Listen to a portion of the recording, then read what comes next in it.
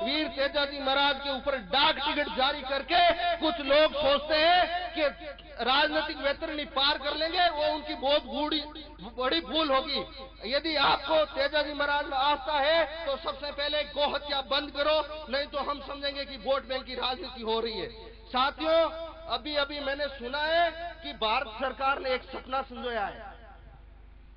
उस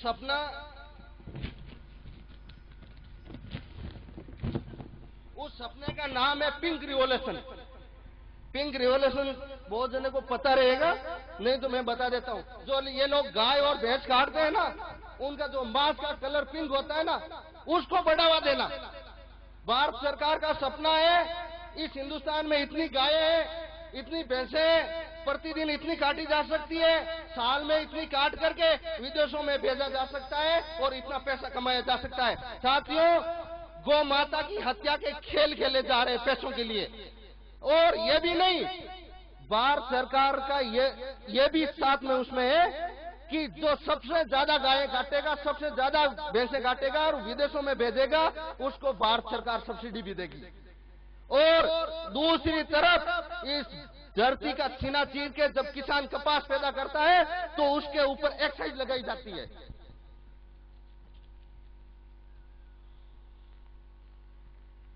तो साथियों, आप ये मत सोचना कि सरकार के इरादे खराब है तो सनातन खतरे में। जो सनातन नहीं मिटा कंस की हुंकार से, जो सनातन नहीं मिटा लंकेश की तलवार से, वो सनातन क्या मिटेगा इस सरकार से। तब मुझे कुछ साधु ऋतमराज जी की पंक्तियां याद आती है। जिस हिंदू ने नभ में जाकर नस्त्रों को दी है संज्ञा, जिसने हिमगिरी का वश चीर करके सागर को दी है पावन गंगा, जिसके सागर की छाती पर पाषाणों को चेराया है, वर्तमान की पीड़ा सहकर जिसने इतिहास बनाया है, जिसके आर्यों ने गोष्ठ किया कृण्वंतम विश्वम आर्यम का, जिसका गौरव कम ने कर सकी रावण की शरण में लंका, जिसके यज्ञों का एक एक हब 100 पुत्रों का जनक रहा, जिसके आंगन में भयाक्रांत धनपति बरसाता कनक रहा, जिसके पावन बलिष्ठ तन की रचना ऋषि दधीच ने की, रावण ने बन बन भटक कर जिस तन में प्राण प्रतिष्ठा की, जोर कुंडों में कूद कूद सत्यों ने जिसे दिया सत्व, गुरुओं गुरुपुत्रों ने बलिदानी भर दिया तत्व, वो शाश्वत हिंदू जन्म क्या स्मरणीय रह जाएगा? क्या इसकी पावन गंगा का जल नालों में बह जाएगा? क्या इसके गंगाधर शिव शंकर ले समाधि सो जाएंगे? इसके पुष्कर, इसके प्रयाग क्या गर्त मात्र हो जाएंगे? यदि तुम ऐसा नहीं चाहते हो तो तुमको जगना होगा, हिंदू राष्ट्र का बिजुल बजाकर दानव दल को दलना होगा। तो साथियों, मैं इस मानसिकता वाले भ्रष्टाचारियों और बेईमानों और सनातन संस्कृति के साथ में खिलवाड़ करने वालों का, उनसे निपटने का तरीका ही बता देता हूं। आज आपको पता होगा कि भगवान राम ने जब लंका के ऊपर चढ़ाई की तो भगवान राम बाण चलाते चलाते थक गए थे, रावण मर नहीं रहा था। इतने में विभीषण जी महाराज आए, बोले प्रभु जब तक आप इसकी नाभि में तीर नहीं मारोगे तब तक ये धरती पाप के बोझ से मुक्त नहीं होगी।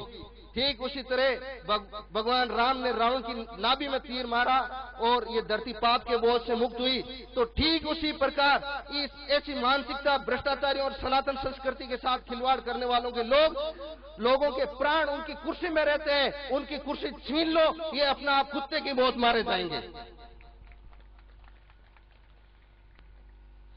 साथियों, सच्चे हिंदुस्तानी के दिल में एक जज्बात होते हैं, इस देश के लिए कुछ करने के अरमान होते हैं। तो मैं आपसे निवेदन करता हूं कि आपके वो सपने भी बहुत जल्दी साकार होने वाले हैं। मेरा आपसे आह्वान है कि इस अगस्त माह के अंदर स्वामी रामदेव जी महाराज और अन्ना हजारे लाखों की तादाद में इस भ्रष्ट शासन व्यवस्था के साथ में दिल्ली में आंदोलन करने जा रहे हैं। आप उसमें भाग लेकर के उस आंदोलन को सफल बना करके इस मौके को हाथ से नहीं जाने दे, ये आपसे मेरा आह्वान है। धन्यवाद, आपने मेरे विचारों को रखने का मौका दिया, बहुत बहुत धन्यवाद। आप सब मुट्ठी बांध करके मेरे साथ में एक बार जयकारा बोलेंगे।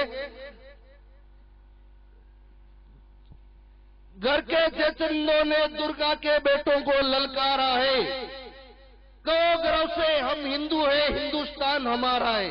गूंज उठा शिवाजी महाराणा का नारा है, कहो गर्व से हम हिंदू है, हिंदुस्तान हमारा। जय हिंद।